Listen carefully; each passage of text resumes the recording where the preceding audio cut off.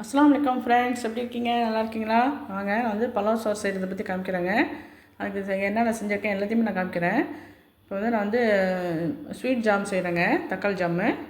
தக்காளி வெட்டி போட்டிருக்கிறேன். 1/4 கிலோ தக்காளி சின்ன சின்ன பீஸாக வெட்டி போட்டிருக்கேன். பட்டை ஒரு துண்டு போட்டிருக்கேன். முந்திரி போட்டிருக்கேன். நெய் கொஞ்சம் போட்டிருக்கேன். ஜீனி வந்து 1/4 கப்பு போட்டிருக்கேன். பேரிச்சம்பழம் சின்ன சின்ன பீஸாக கட் பண்ணி அதையும் போட்டிருக்கேன். இது வந்து பலாப்பழங்க, சீசன் இருக்குது.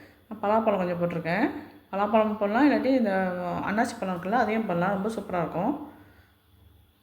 ஒரு பிஞ்ச் சால்ட்டு போட்டிருக்கேன். அவ்வளோதான், மூடி வச்சிடலாம். பாருங்கள், சுற்றினே பபுள்ஸ் மாதிரி வரும், அதான் வெந்திருக்குன்னு அர்த்தம் நமக்கு. இப்போ பாருங்கள், ஜாம் மாதிரி இருந்துச்சு பாருங்கள், ரொம்ப ரொம்ப சூப்பராக இருக்கும்.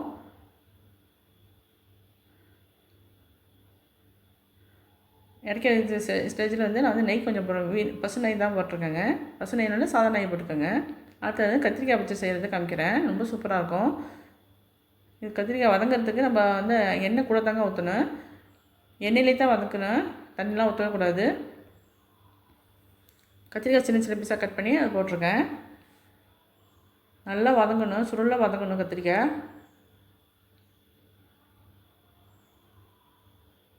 உப்பு கொஞ்சம் போட்டால் சீக்கிரம் வதங்கும்.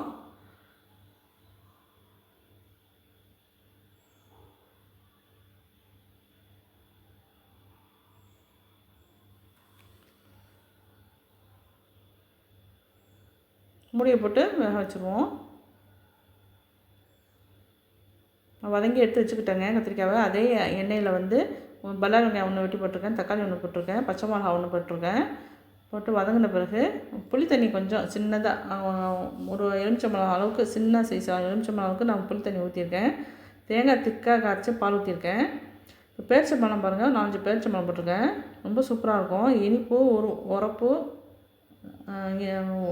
இனிப்பு உரப்பு புளிப்பு 3 கலந்த மாதிரி இருக்குங்க இந்த கத்திரிக்காய், ரொம்ப சூப்பராக இருக்கும். பாருங்கள், இப்படி தான் வதக்கி அறுத்தி வச்சுருக்கிறேன் பாருங்கள், இந்த மாதிரி இருக்கணும். போட்டு நல்லா மிக்ஸ் பண்ணிடலாம்.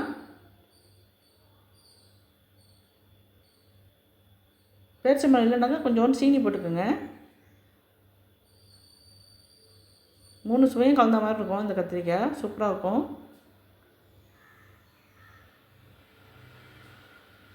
அவ்வளோதான், மல்லி இலை போட்டு இறக்கி வச்சிடலாம். இப்போ தக்காளி ரெடி ஆகிடுச்சு, கத்திரிக்காய் ரெடி ஆகிடுச்சு. குருமா செய்கிறது அடுத்தது காமிக்கிறேன்.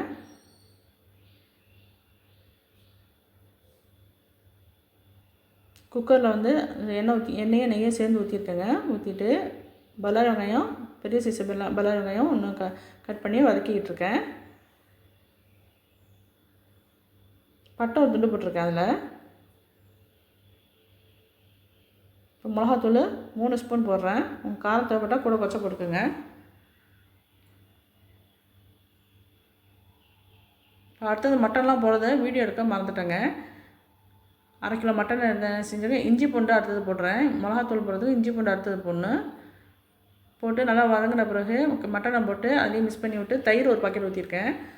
ஊற்றி தக்காளி 1/4 கிலோ தக்காளி வெட்டி போட்டிருக்கேன். பச்சை மிளகா 2 போட்டிருக்கேன். தண்ணி தேவையான அளவுக்கு, அது 3 அளவுக்கு, மட்டன் 3 அளவுக்கு தண்ணி ஊற்றிக்கணும்.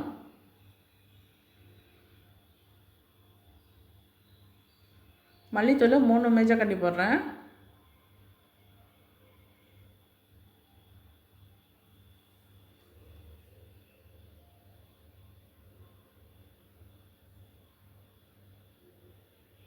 கரம் மசாலா தூள் 1 டீஸ்பூன் போடுறேன்.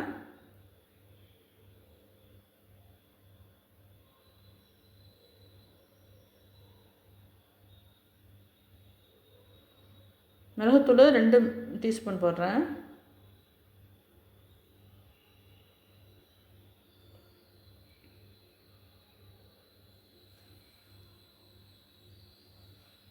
ஜீரகத்தூள் 1 டீஸ்பூன் போடுறேன்.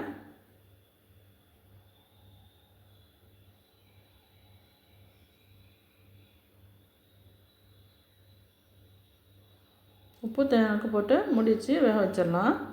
5-6 விசில் வரணுங்க. நல்லா கறி நல்லா வெந்திருக்கணும்.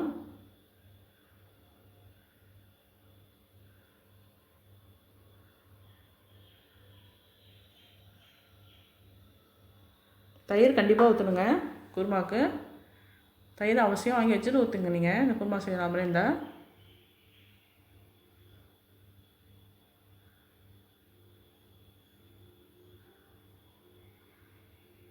5-6 விசில் வந்துருச்சு. இப்போ பார்ப்போம், செக் பண்ணி பார்ப்போம்.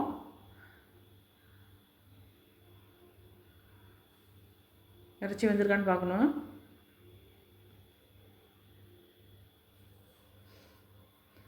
வெந்துருச்சு நல்லா. இன்னொரு சட்டியில் நான் மாற்றிக்கிட்டுறேன்.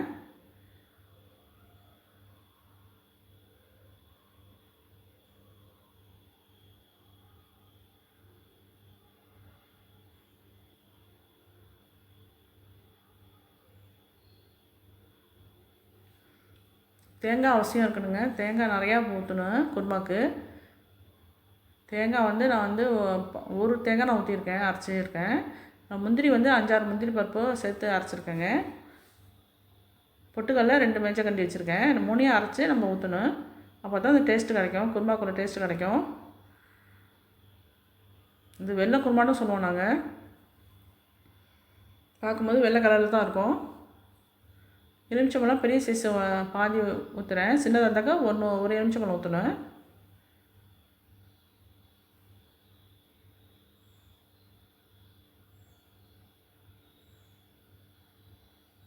ஊற்றி நம்ம வந்து 10 நிமிஷமாச்சும் கொதிக்க விடணுங்க. சிம்மில் வச்சு கொதிக்க வைக்கணும். அடுத்த அடுப்பில் வச்சுருக்கேன். இப்போ வந்து நான் கோழி கிரேவி செய்ய போகிறேன், அதையும் காமிக்கிறேன். சட்டியில் ஆயில் ஊற்றிருக்கேன். வல்லார வெங்காயம் சின்ன சின்ன வெங்காயமாக இருந்துச்சு. நான் 3 வெங்காயம் போட்டிருக்கேன். சின்ன சின்ன பீஸாக கட் பண்ணி போட்டிருக்கேன்.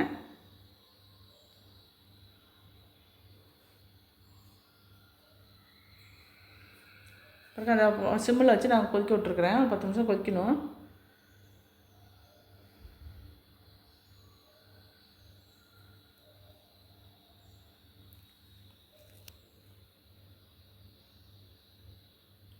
வெங்காயம் நல்லா வதங்கணும். அதுக்கு உப்பு கொஞ்சம் போடுறேன். நான் ஏற்கனவே வந்து சிக்கன் கழுவி சுத்தம் பண்ணி வச்சு அதில் வந்து இஞ்சி பூண்டு மிளகாத்தூள் உப்புத்தூள்லாம் போட்டு ஏற்கனவே மிக்ஸ் பண்ணி வச்சுருக்கிறேன்.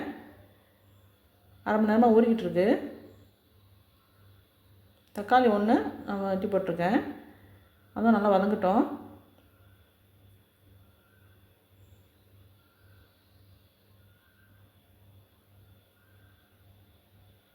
பச்சை மிளகா 1 போடுறேன். காரம் கூட தேவைப்பட்டாங்க நீங்கள் போட்டுக்கோங்க. பச்சை மிளகாய் கூட குறைச்சா போட்டுக்கோங்க.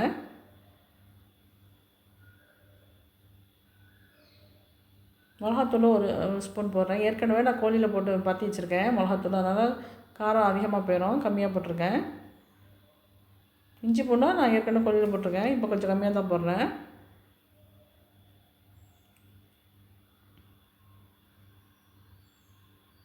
பரட்டி வச்சுருக்கிற கோழியை இதில் போட்டுடலாம். நல்லா மிக்ஸ் பண்ணிடணும்.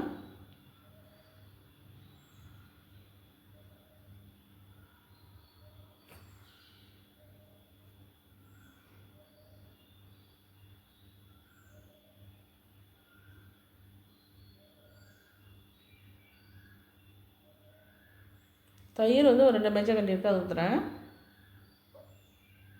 கொஞ்சமாக தண்ணி ஊற்றிக்குவோம். சிக்கன் வேகணும்ல, கொஞ்சமாக ஊற்றிக்கலாம்.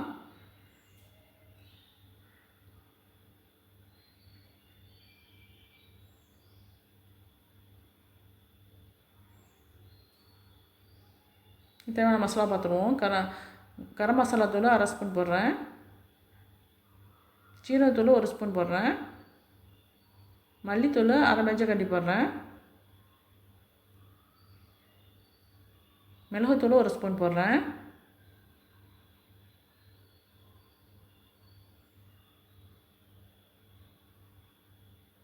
அவ்வளோதாங்க, எல்லாம் போட்டாச்சு. நல்லா சிக்கன் வெந்த பிறகு இறக்கி வச்சிடணும்.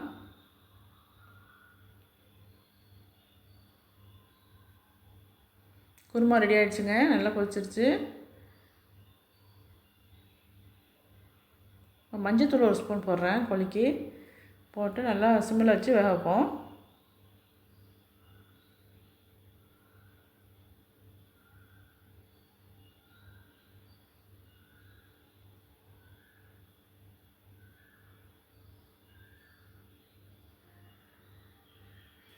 குருமா ரெடி ஆகிடுச்சுங்க. ஆயிலாம் மேலே பிரிஞ்சு வருது பாருங்கள். இப்போ வந்து நான் மல்லி இலை தூவிட்டு இறக்கி வச்சிடுறேன். அவ்வளோதான், குருமா ரெடி ஆகிடுச்சு.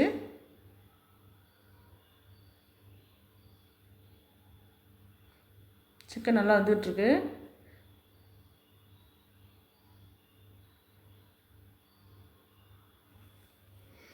கொஞ்சம் கிரேவியோடு இருக்கட்டும், அப்போ தான் நல்லாயிருக்கும். கிரேவி பதத்துக்கு இருக்கணும் இந்த சிக்கனு. மல்லி இலை தூவிட்டு இதையும் இறக்கிடலாம். முடிஞ்சிடுச்சு. வந்து நெய் சோறு தாளிக்கிறத காமிக்கிறேன். நெய் வந்து 3 மேஜர் கட்டி போட்டிருக்கேங்க. ஆயில் வந்து ஒரு புளிக்கரண்டி ஊற்றுறேன்.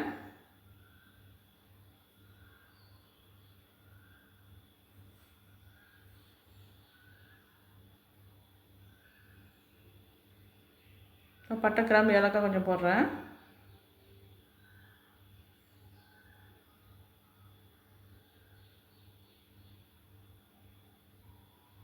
வெங்காயம், பல்லாரி வெங்காயம் பெரிய சைஸ் ஒன்று வெட்டி வச்சுருக்கேன், அதையும் போடுறேன்.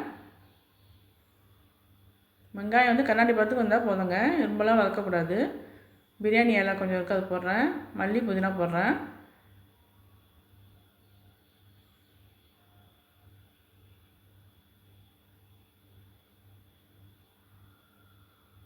இஞ்சி பூண்டு 3 ஸ்பூன் போடுறேன்.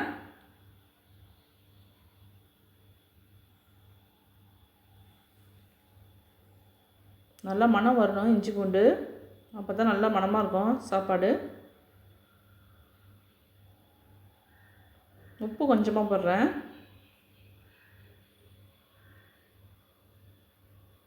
தயிர் ஒரு பாக்கெட் தயிர் ஊற்றுறேன். 10 ரூபா பாக்கெட்டு ஒன்று ஊற்றுறேன். அவசியம் தயிர் ஊற்றணுங்க. குருமாக்கு ஊற்றணும், பல்லா சோறுக்கும் ஊற்றணுங்க, அப்போ தான் டேஸ்ட்டாக இருக்கும். எலுமிச்சம்பழம் பாதி பழம் இருக்குது, அதை புளிஞ்சு விட்றேன். ஒரு நிமிஷம் மூடி போட்டு வச்சு நம்ம வந்து தண்ணி அளந்து ஊற்றிடணும். நான் 1க்கு 2 வச்சு கரெக்டாக வச்சுருக்கேன். அந்த மாதிரி வச்சு ஊற்றி நான் அப்புறம் அரிசி ஊற வச்சுருந்தேன், அதையும் போட்டேன். இது 24 கேரட் அரிசிங்க. இது சின்ன சின்னதாக இருக்கும், ஜீரா சம்பா மாதிரியே இருக்கும், ரொம்ப சூப்பராக இருக்கும். நெய் சோறுக்கு. பாசுமதி இல்லை இது. நீங்கள் கடையில் கேட்டால் 24 கேரட்னு கேளுங்க. பிடி 24 கேரட்னு கேட்டால் அது கொடுத்துருவாங்க. பிரியாணி ஆக்கலாம் சூப்பராக இருக்கும். இதில் கொஞ்சமாக மல்லி இலை தூவிட்டு, புதினா தூவிட்டு, பசுநெய் கொஞ்சம் ஊற்றி நான் தம் போட்டு எடுத்து வச்சுட்டேன். பாருங்கள், எல்லாமே ரெடி ஆகிடுச்சு. நம்ம செஞ்ச கீ ரைஸு சூப்பராக இருந்திருக்கு பாருங்கள். மட்டன் குருமா சூப்பராக இருக்குது. இந்த மாதிரி வெள்ளையாகவே தான் இருக்கணும் குருமா. கோழி கிரேவி பாருங்கள், அதுவும் ரொம்ப சூப்பராக வந்துருச்சு. ஸ்வீட் ஜாமு ரெடி ஆகிடுச்சு.